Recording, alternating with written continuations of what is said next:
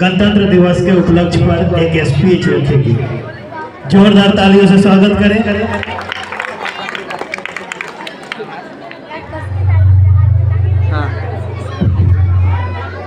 इन दिन के लिए वीरों ने अपना खून बहाया है।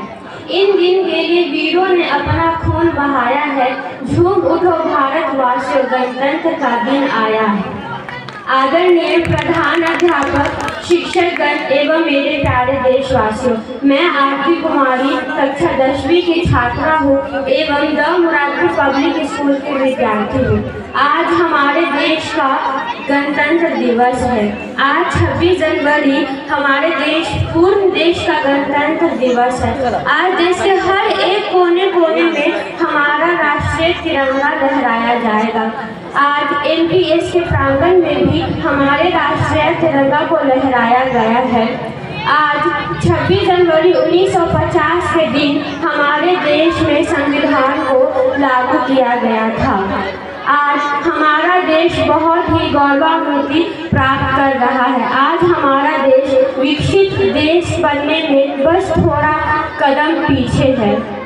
आज 26 जनवरी को गणतंत्र दिवस क्यों मनाया जाता है, इसके लिए मैं आपको एक छोटी सी कहानी से समझाऊंगी।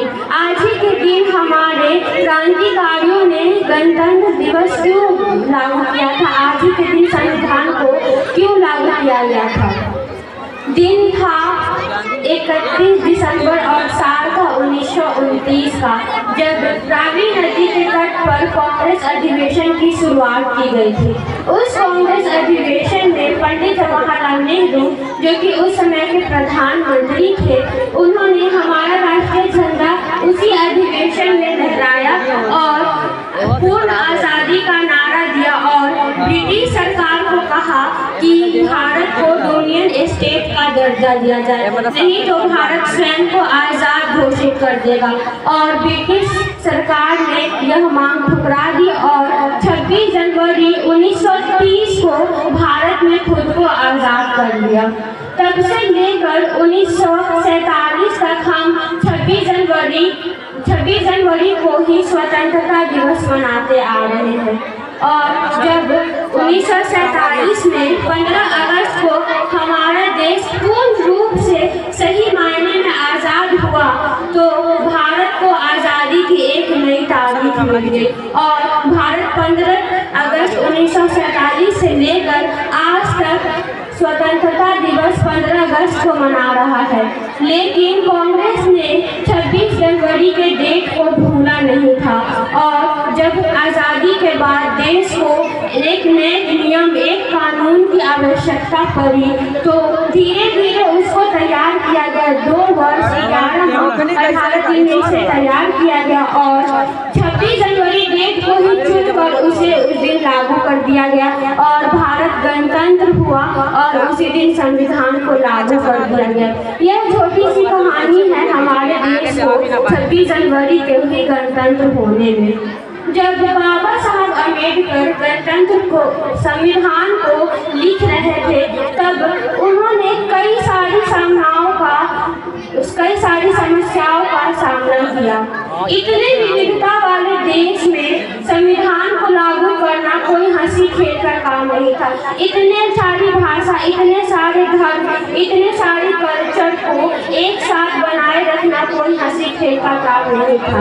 जहाँ दूसरी ओर सरदार पटेल भारत को एकजुट करने में लगे हुए थे और अंग्रेजों ने जाते जाते कहा, ये तो हम थे जो 100-125 साल तक इन पर राज किया और इन्हें एक साथ रखा। देखना, हमारे जाने के बाद ये एक साथ नहीं रह पाएंगे, भारत बिखर जाएगा। दोस्तों, आज 75 साल हो गए और हमारा देश एक साथ भी है और खूब तरक्की भी कर रहा है। और भारत में एक और हमारे, जैसा कि आप लोग जानते हैं कि हमारा चंद्रयान जो दक्षिणी ध्रुव पर लैंड किया है, यह भारत का बहुत गौरवशाली विकास है और इसी विकास को चलाते हुए यदि संविधान के हर नियमों, हर कानून को हम पालन करेंगे तो देश को दुनिया का नंबर 1 देश लाने से कोई नहीं रोक सकता। Thank you. एक बार जोरदार तालियां बजाएंगे सभी लोग। अब कार्यक्रम के अगली कड़ी में मैं मंच पे बुलाना चाहूंगा, रखने आ रही है, जोरदार तालियों से स्वागत करेंगे सभी लोग।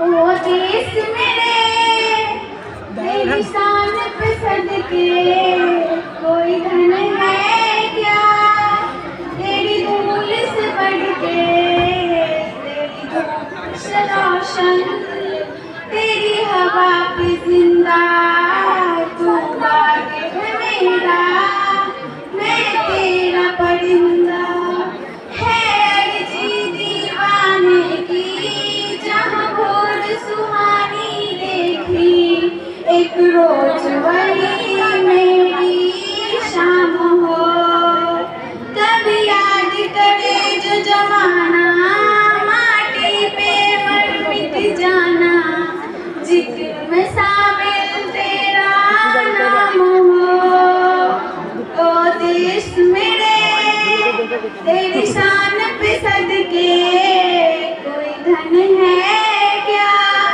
तेरी धूल से बढ़ के तेरी धूप से रोशन तेरी हवा पे जिंदा तू बाग है मेरा मैं तेरा परिंदा आंचल तेरा रहे माँ रंग बिरंगा ऊंचा आसमां से हो तेरा तिरंगा जीने की इजाजत दे दे या हुक्म शहादत दे दे मंजूर हमें जो भी तू कहे रेशम का हो मधुशाला या कफन सिपाही वाला भूलेंगे हम जो भी तू कहे ओ देश मेरे